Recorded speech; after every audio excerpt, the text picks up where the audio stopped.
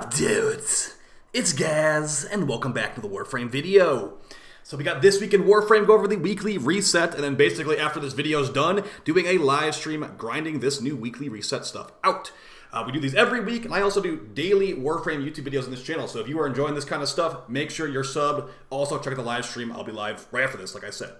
So I'll hop right in. I'm also going to remember to do the arcitis wares, that one guy that always comments, why aren't you doing that stuff? I will do this just for you. Starting with the first weekly reset item, we have the Shotgun Riven mod at Teshin. Kind of a good chunk of steel essence for it, but if that's what you want, go for it, man. Alright, so yeah, as far as the news this week in Warframe, we are waiting on the Abyss of the Goth update on the 18th of October, so about 10 days from today. And this upcoming week, I'm not expecting much out of DE. I'm expecting, the Nabarus Knights that we currently have, which is a very awful version of Nabarus Knights. There's no Exodia Contagion, there's no Exodia whatever there. They have basically made the rewards for Nabarus nothing special. You have a Bosmu blueprint and a Seti Lacera, and then a bunch of glyphs and cosmetics. So if that's what you want to grind out, be my guest. But yes, this is also a weekly rotating item over here. So as far as what we got, this is what you got. Looks like we got a Rifle Riven, Exilus Adapter, Formal Blueprint, Exilus, Warframe Adapter, and Kuva. The reason I don't really show this stuff is because this is a lot of Pathos clamps for this stuff. It's not really worth the time, in my opinion. But there you go. That one guy that always complains. There you go. And oh, look at this. I don't think I have this Captura scene. Do I have this Captura? I'm going to buy it just to make sure. It looks like I got two of these Captura scenes. Now, I don't remember using that Captura scene. All right, so let's go over the Incarnon rotation. Now that everybody left because I showed something that was completely irrelevant. But yeah, don't expect much out of DE this week. We have a kind of mid-Nabarus, if that. We're just waiting on the 18th, basically. So, as far as the Incarnons and the normal circuit, let's go ahead and look at the normal circuit frames. So we've got Loki normal, Mag normal, and Rhino normal. None of these frames are too complicated to farm, although Loki does come from the latest game plan. He comes from Neptune from the Hyena pack. And I believe Mag is just from, it's from the Sergeant on Phobos, and then the Rhino is one of the first frames in the game you can farm. So, if you just want to get one that's technically the furthest away from the beginner area, I guess you go Loki. But really, none of these are hard to farm. So whatever one you don't have, I guess, if you're even going to be grinding this out in the first place. So I'm just going to go Loki, even though he's not exactly the most relevant frame nowadays. For the Steel Path Incarnons, the stuff that most people care about, we have one of the most... Honestly, this week is just insane. Every weapon this week is really good. I've been using the Dual Ichor Incarnon a lot more recently, too. It's a really powerful melee. So let's just go over and review what all these do, and I'll give you an explanation on what the fire mode does. So the Taurid Incarnon starts out as a grenade launcher. The Incarnon form becomes a chaining beam gun with extremely high stats and base toxin. So yeah, really nice one here. A lot of people really like this one, including me. And yeah, if you want an extremely powerful beam up with this thing, basically power crept the Vermisplicer kit gun. That's how good it is. And the Vermisplicer kit gun had good stats. So one of the strongest guns in the game right here. Consider picking it up. The Dual Toxist Incarnon, probably the best pistol in the game, honestly. This thing has extremely high damage per shot. And the Incarnon mode makes it where, just like the Taurid Incarnon, it will chain between enemies, making this normally single target weapon full auto, and also have ricocheting rounds between enemies. I've got lots of good ribbons. I've got two good ribbons of this thing. Punch the ribbon can make you clear out an entire hallway in one shot. And as I stated, it is full auto. So very good for Demolus, very good for Eximus, very good for just every kind of trash you're fighting on the Steel Path. So definitely pick this one up if you don't have it already. I would say this is probably one of the best recommendations this week. For the Dual Ichors Incarnon, an actual interesting melee Incarnon, not just a stat stick for once. So the way this one works is once you get a 6x multiplier and do a heavy attack, every kill after that feature is unlocked will create a toxin cloud on enemy kill. This was stealth buffed at some point to make it where the toxin cloud will now scale with elemental mods and some other mods too. So you can make it a viral cloud on kill. For an upcoming mag video I'm going to be using this in the mag video to just basically make it where our mag bubble is a viral proc zone too. So very cool. It doesn't have the most crit chance. It's top tier Incarnon upgrades will give you status chance mostly.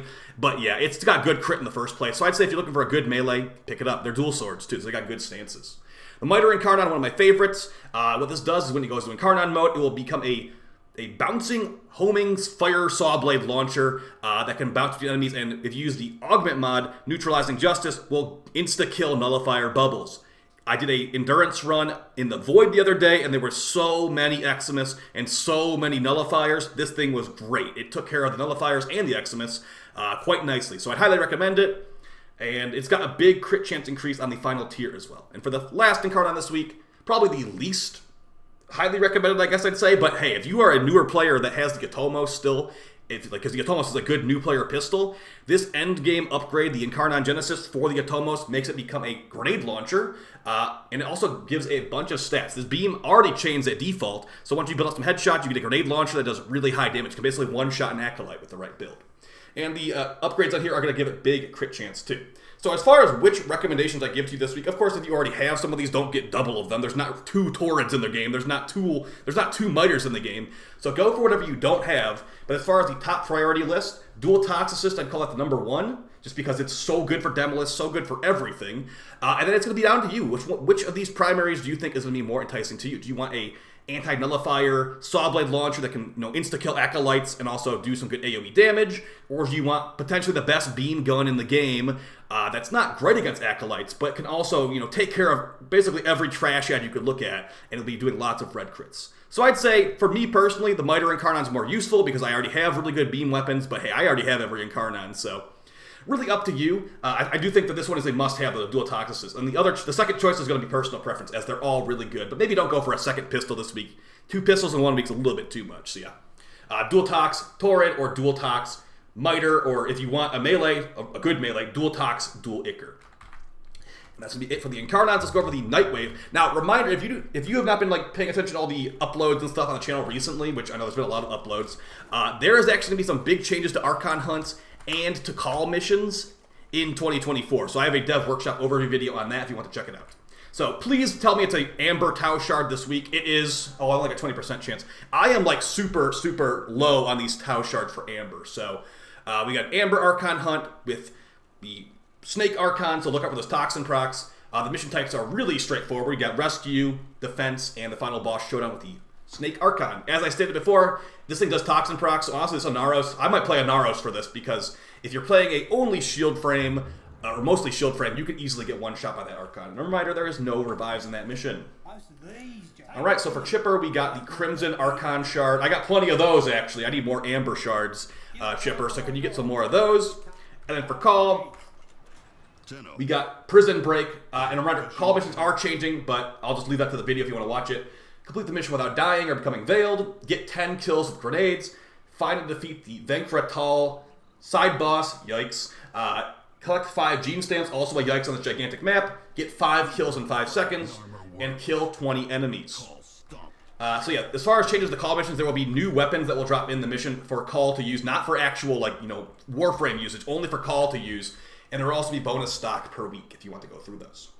Nightwave is not getting a new season until next year, though. There will be some minor Nightwave changes in the Abyss of the Goth update, but yeah, mostly new Nightwave next year. Alright, for challenges, we got find all caches and 3 sabotage missions, complete 3 railjack missions, complete 3 different K-Drive races in the Orb Valis. This is one of the challenges that didn't change, by the way. Complete 8 zones of Sanctuary Onslaught, complete 4 different bounties in the Zeramon, and the Elite Weeklies this week are kill 1,500 enemies. Free 1 captured Solaris using a Grandum Crown. That's an Elite Weekly, really? Okay. Pretty easy Elite Weeklies right there. For your cred offerings, evergreen stuff at the top, as always. And we got some cool helmets here, I suppose. We got the Zaku Kinsu helmet, if you don't have the Zaku Deluxe skin already. And yeah, I mean, it's really going to be up to personal preference if you think these are cool. I don't really see any Arcane helmets. Maybe get this Hydroid helmet, as the Hydroid rework will be here in about 10 days. For aura mods this week, we got Pistol Scavenger, Sniper Scavenger, Shotgun Scavenger, and Deadeye. I would not recommend picking up any of these aura mods because they are not really used at all. For Mastery Fodder this week, we have just the Jaw Sword. Okay, so just the Jaw Sword for Mastery Fodder this week.